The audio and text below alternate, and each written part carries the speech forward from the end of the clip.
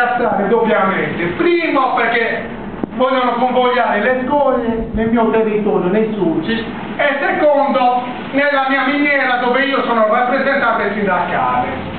Quindi dobbiamo stare attenti a questo e come sardi finalmente dobbiamo mostrare i coglioni e le palle contro chi ci ha colonizzato fino adesso. Io ieri per esempio ero a una riunione, sapete benissimo che noi abbiamo cacciato fuori il CDA della Carbosulcis. Era una riunione dove c'era l'onorevole La Spisa,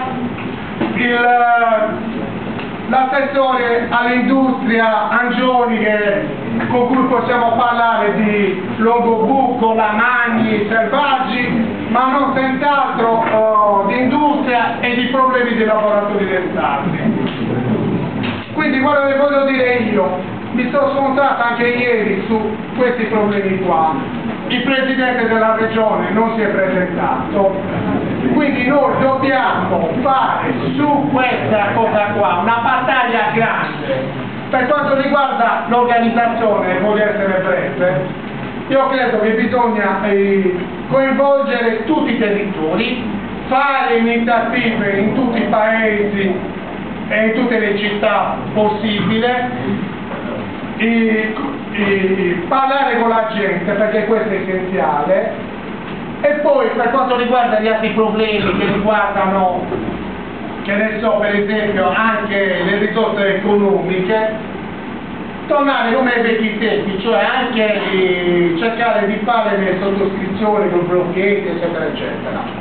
Quindi quello che voglio dire, non bisogna mollare e bisogna andare giù duro, perché badate, questa è una lotta che va fatta e va fatta in una maniera veramente anche pesante. Cioè io sono abituata a fare le lotte per esperienza, ne ho fatte in passato, perché se loro decidono di fare la centrale o di fare determinate cose, useranno le forze dell'ordine come le hanno usate contro gli aquilani, come le hanno usate contro i lavoratori lombardi, come le hanno usate in passato contro gli operai Carbosulcis. Quindi dobbiamo essere pronti a tutto e avere la popolazione dalla nostra parte.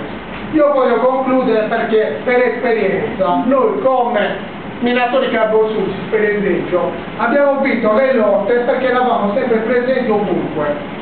C'era il sequestro Vinci, i minatori col casco erano presenti. Allora noi dobbiamo avere tutta la Sardegna dalla nostra parte in questa lotta.